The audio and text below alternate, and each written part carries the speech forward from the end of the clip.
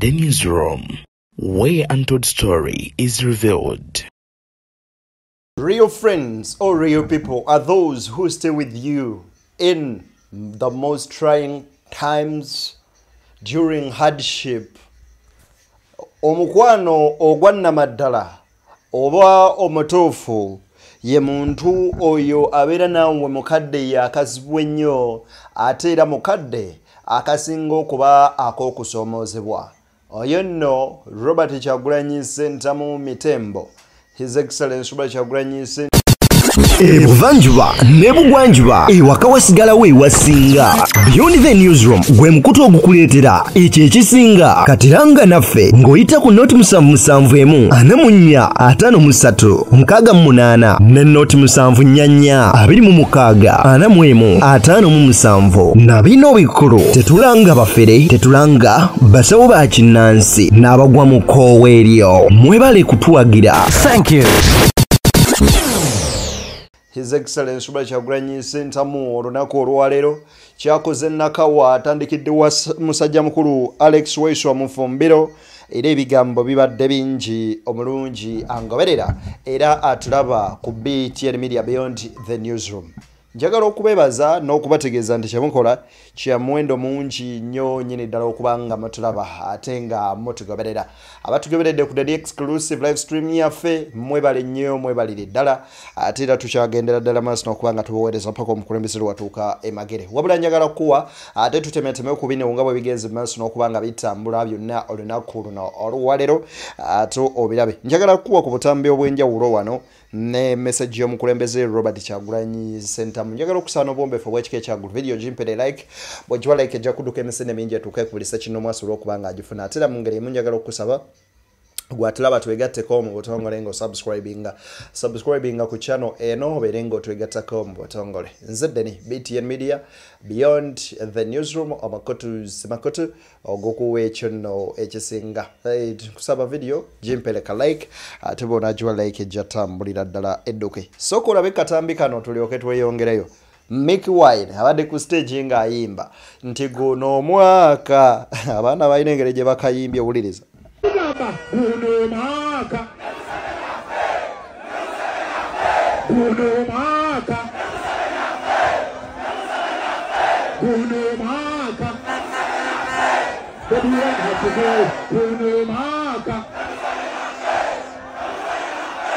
Salute, Mr. President.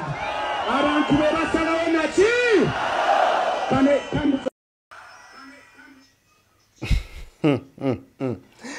Omwana bayimba nti guno omwaka ebikutte bite bo baakakyusa ne bayimbawo nti guno omwaka ne Museveni afe.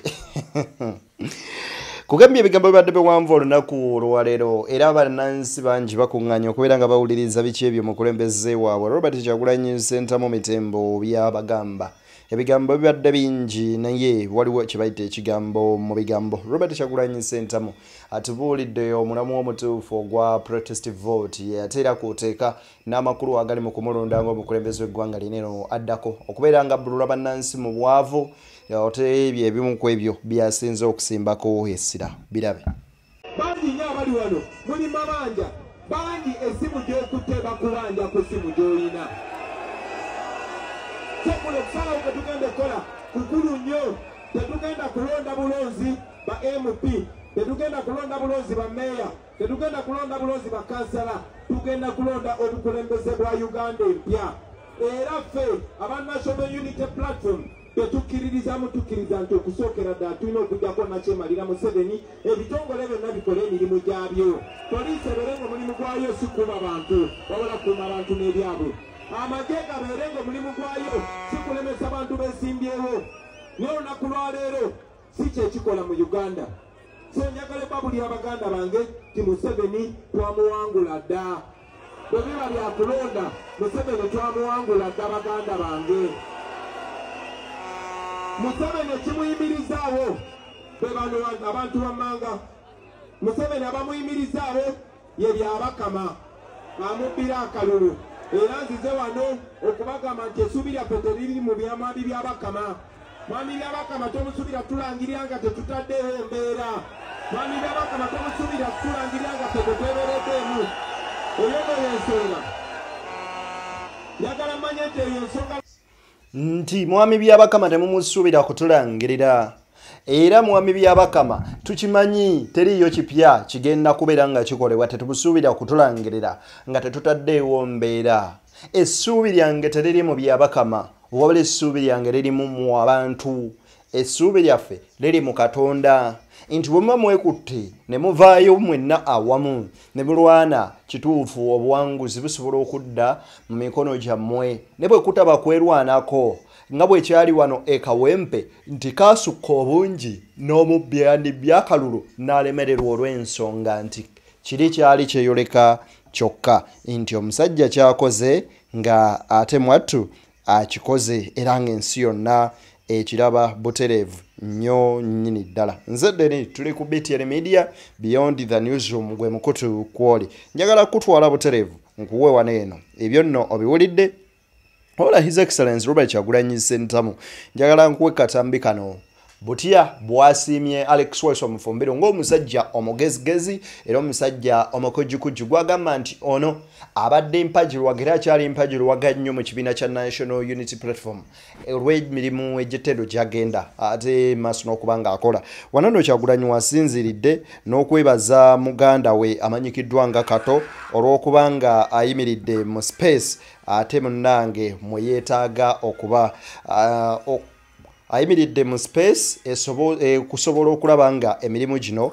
gyonna gitambulira ddala malidadi sanna era ebigambo bya Robert Kyagulanyi Ssentamu ebimu tebibadde biwoomu yadde n'akamu eri ab'ebyokwerinda bw'abadde ali mu kuadressinga abantu mu bitundu ebya Nakawa West kwoteeka Nakawa East kakati nno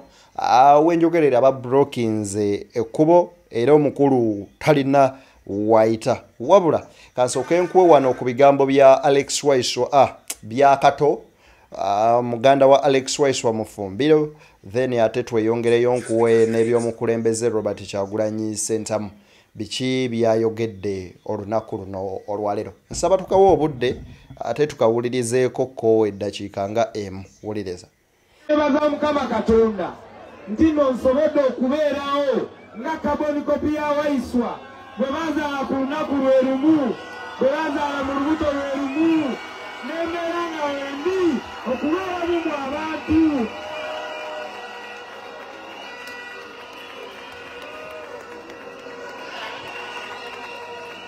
era Mr. President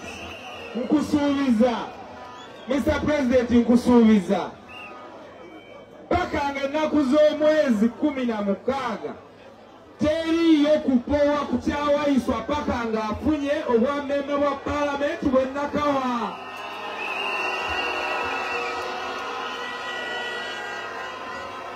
nti teri kupowa nti engatto za Waiswa tuzambadde naye zibadde nnene nnyo nnyini ddala naye neebaza Katonda nsobozesezza okuzibaamu era mu ngeri y'emu n'agamba nti President abantu bangi batubeereddewo era n'abamenya n'abeebaza kuba vidiyo mpanvu sisobola kugirebaawa yonna neebaziza Honorable bali Mwezo Nsobuga neebaza Joyce Nyonyi Besekezi n'ababaka ba palamenti abalala kwoteeka ne bannayuganda bonna otwaliza wamu abayimiridde ne Waiswa mu mbeera eno era obubaka bwa Waiswa bwasindise bwe bugamba abantu nti mumenkemukko mubeeremukko abantu b'oku street tusobole okubeera nga ate munange twerwanako bye bigambo bya Alex Waiswa Mufumbiro byaweereza ng'ayita mu Kato Kato ategeezezza si wakuwanika paka nga Waiswa ate amaze olangirirwa nti yawangudde akalulu ng'ennaku z'omwezi 16 jjukira nti tukalonda 15 January yono gwe tugendamu kakati Robert Kyagulanyi Ssentamu ebigambo byayogedde si birala biibino twamusaba akkirize kubanga alina obumanyirivu bwonna Waiswa munnamateeka Waiswa lawyer ate nga y'omu kubasinga amagezi mu ggwanga lino naye si kubeera abezi n'amagezi naye Waiswa muvubuka Waiswa wa ghetto Waiswa bw'omusanga ku stage ya boda oyinza okulowooza muvuzi wa boda Waiswa bw'omusanga ku mukamuguda wava capati oyinza okulowooza akanda capati Waiswa bw'omusanga mu kirombe oyinza okulowooza mukubi wa buloka Waiswa bwe mba mugerageranya kaŋŋambe Waiswa alinga Kyagulanyi era abantu bakuno basaba Wayiso okwesimbawo nange kenyini yannebuuzaako ne mugamba kiki kyogamba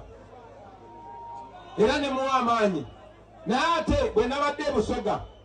nabasabye abantu b'e Busoga ne mbagamba mu abantu b'e Busoga n'ab'e Buganda tuli ba Luganda tuli balongo bwe muba muzadde abalongo lwaki temutuwaako omu ne musigazaako omu njagala bategeeza abantu b'e Busoga bakkiriza ne batuwa Wayiswa era Wayiswa najja eno atukiikirire Wayiswa awo oluvannyuma lw'omulabako ebisaanizo byonna byonna basebo ne bannyabo ffe tuyinza buusaako mukono naye obuyinza obusembayo buli nammwe basebo ne bannyabo Wayiswa Mufumbiro taliiwo wano naye nze ng'omuntu nsobola okuwa obujulizi ku Alex Wayiswa Mufumbiro temanyi nti nammwe abasinga naddala abavubuka mumanyi Alex Wayiswa kyasobola okukola oluvannyuma lwa Ssaalongo okufuuka Ssaalongo n'agamba katukulembere mu kibuga ate nga ffenna tetukinga mu kubuusabuusa nti ekibuga kyetaaga engineer yasiima n'atwenda osingira Wayiswa basebo ne bannyabo nga sinayongerayo bigambo byange njagala obbasaba bannange tulonde Alex Wayiswa Mufumbiro bannange tumusindikeyo ku lw'eggwanga lyaffe mugenda kuba bwe mulonda Alex Wayiswa Mufumbiro mugenda kuba temumulonze ku lulwe kuba Alex Wayiswa Mufumbiro wakudiployinga nzize nga mbasaba ti bwe musindika omuntu naddala nze nga ndabira ddala endaba yaffe y'ebintu ekwatagana bannange muba musindise Kyagulanyi mu paliyamenti. His Excellency Robert Kyagulanyi Ssentamu apraise Alex Wayiswa Mufumbiro ng'okuba omusajja omugezigezi omujagujagu nti Wayiswa omuntu wali social fitting nga mu buli mbeera era nga yagamba nti alabira ddala nti bwe yavaayo yagamba nti ngenda kwesimbawo e Nakawa ng'alabira ddala ekifaananyi kya Kyagulanyi ba Nakawa East kye bafunye era n'ategeeza nti I couldn't hesitate oba saalisobola kubeera nga mbamu n'okwesika kwonna oba okuwalira nagamba bugambi nti Wayiswa kino ky'ogambye era nadda buzzi mabegawe era kyensaba bannakawa bonna kwe kulonda Alex Wayiswa Mufumbiro. So according to Robert Kyagulanyi Ssentamu Bobi Wine asiimye nnyo nnyini ddala omusajja ono era bw'atyo n'amutegeeza nti abantu b'e Nakawa bali wamu naye newankubadde ali mu kkomerera n'agamba nti teri muntu asinga kuba mugumu nga Alex Wayiswa Mufumbiro. BTN Media Kwoli Beyond the Newsroom njagala kwongera wano owulirize. Doreen Kaija bamukwata ne bamusiba omulimu gwe yali akola mu kibiina kyaffe gwe mulimu Alex Wayiswa gwe yasooka okukola gwe bayita training and patriotism. Baganda bange omusajja omwomugezi gwe bayita Steve Biko yatuyigiriza n'atugamba nawe olabika bakuyita Steve olaba wekutegedde Steve Biko yatuyigiriza n'atugamba the most powerful weapon in the hands of the oppressor is the mind of the oppressed. Ekyokulwanyisa ekisinga okubeera eky'amaanyi omuntu okunyigiriza kyabeera nga kirina mu ngalo ze bwe bwongo bwo naye bw'omugyako obwongo bwo ne bwebuusa bannange oba omuwangudde bw'aba takyasobola kontrolinga bwongo bwo nga bwetegerera abaku oba omuwangudde era y'ensonga lwaki twasaba muganda waffe Alex Wayiswa Mufumbiro abeere head of training bwe yafuuka omwogezi waffe Doreen Kaija n'abeera nga yakulira essomero lyaffe essomero eryo basebo ne bannyabo nga libangula bannayuganda okubalaga obwannannyini bwe balina ku Uganda okubalaga eddembe lyabwe n'okubalaga Uganda bweyinza okufaanana singa ffenna tuba tyenyigiddemu. Museveni yatya nnyo akawala ako kawala no si kawanvu kawala kampi kawala katonotono naye baagenda nezi patro nezi droni n'emmotoka nga 15 ne bawamba Doreen Kaija ne bamujja mu nju ye ne bamutwala e Luzira ne bamusiba nti asomesa abantu obuyeekera. Baganda bange nze nga bagamba ti bwe kuba kuyeekera ffe obuyeekera bwaffe buli mu mateeka si bw'aba Museveni obwettemu tetuli batemu tetuli baziba misango tetukasuka mayinja wabula tukwata bendera y'eggwanga ne tugamba tugenda kuyeekera buli kibi tugenda kuyeekera buli mubbi tugenda kuyeekera buli ekitunyigiriza ekyo kyasirisa Doreen Kaija. Olunaku lwa leero Doreen Kaija ali mu kkomera. Olunaku lwa leero Alex Wayiswa Mufumbiro ali mu kkomera nga baasibwa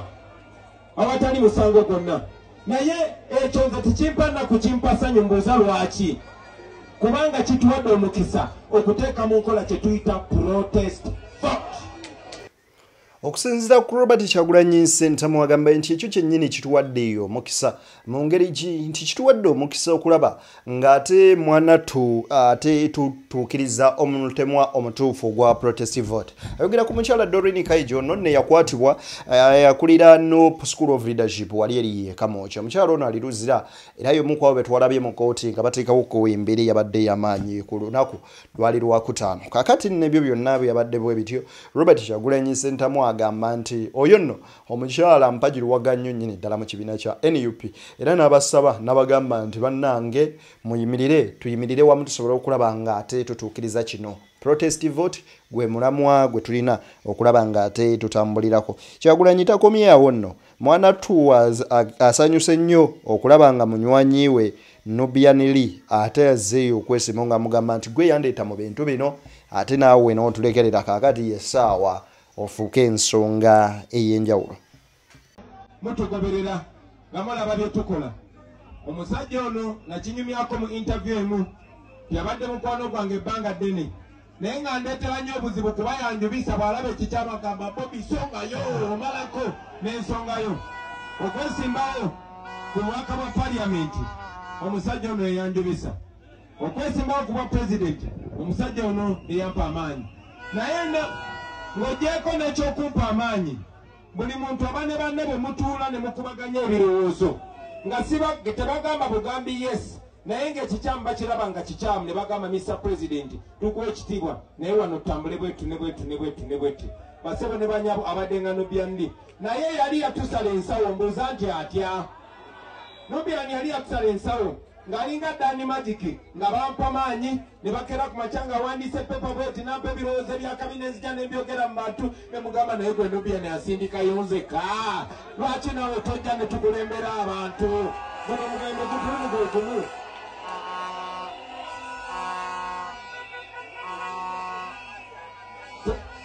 Okusookera ddala nga bwe yampa amaanyi n'engenda ne simbeyo namwe ne mutuwagira era nga tukolagana nammwe ne tutuusa struggle bwe tuuse nange napolota ne Mbuyani ne mugamba tisebo nga nange bwe nasalako embiri zange nenkuba essuuti n'engenda n'enjogera oluzungu ku lw'omugigi gwaffe ku lw'abantu ba ghetto ku lwa Uganda empya lwaki naawe tokkiriza n'ogenda n'obeera Kyagulanyi w'Ennakawa sebo webalinyobalinda akikkiriza naye yansaba nti engeri gy'oli nti gwe osinza okumpa amaanyi njagala olunaku bwe lulituuka ojjanga mu bantu b'Ennakawa n'ompeera obujulizi n'obakakasa nti ndi mwesimbu n'obakakasa nti ndi w'amazima n'obakakasa nti sobola kunyagula sente z'omusolo n'obakakasa nti bwe banannonda bajja kweraba mu kifaananyi kyange basebo ne banyabo obujulizi obwo bwenza okuwa ku lwa muganda wange ono musajja wa ddiini ndala musajja musiraamu nze ndi mukatuliki ono musajja wa ggwanga ddala musajja munubbi nze ndi musajja muganda naye tutambudde mu bulamu bw'ensi eno ng'ekikyamu tukiyita kikyamu n'ekituufu tukiyita kituufu nga tetutiirira muntu yenna era ku mitendera gyonna basebo ne banyabo bwe muli bamukkiriza ne mutuwa bwesige byali bigambo byange nga ŋŋamba mikwano gyange gyonna ababandi okumpi n'abali ewala nga bagamba enkyukakyuka gye twagala bagenda ogireeta tebagenda kuva mu ggulu bagenda kubeera ffe bwavuga boodabooda ogenda kukyusa jaketi obeere nga tojambala otunudde mabega ogitunuze mu maaso bw'oba wasoma ebitabo gyeyo ebipapula bye mu bokisi gye byakukugulira ogende okulembera abantu basebo ne banyabo twafuna ab'enjawulo bajowereso nyonyi yali munnamawulire twafuna ab'enjawulo musisi yali looya twafuna ab'enjawulo nalukola yali looya nyanzi yali musuubuzi n'abalala ne twesomolayo ne mutuwagira mbasaba basebo ne banyabo ku lwange ne ku lwa Uganda bwe muneesiga omusajja ono muba mutuweereza omuntu gwennyinako obuvunaanyizibwa okusookera ddala mwesiga ekyo sijja kibagamba mu maaso gammwe naye n'ekirala nja mubaako obuvunaanyizibwa n'olwensonga eyo mbasaba mutulondera omusajja ono munubbi mumusindikeyo abaweereze tagenze bafuga aze baweereza. Bobby Wine akoze kye tugamba nti a true friend is he or she who stands with you in all situations, either good or bad, he's always there to stand with you and give you a hand wherever you fall. Nti mukwano gwo owanna maddala ye mukwano gwabeera naawe mu buli mbeera, mu bulungi ne mu bubi, akukwasita ku mukono n'akusitula bw'oba ogudde ng'olemereddwa okuba nga weeyongerayo. Ye Nobian Lee ne Bobi Wine. Era bagambye nti mwesiga omuntu gwe neesiga asobole okuba nga abatuusaako ate obukulembeze oba obuweereza oba omulembe agenda okuba nga abakulembera so si kubanga abafuga.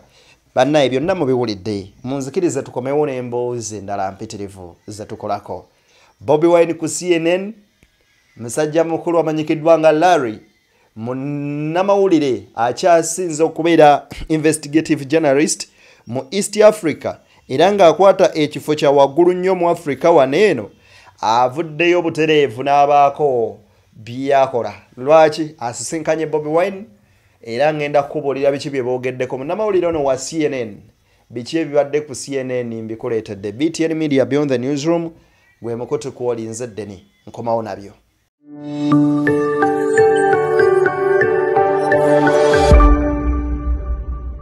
Beyond the Newsroom, where untold story is revealed.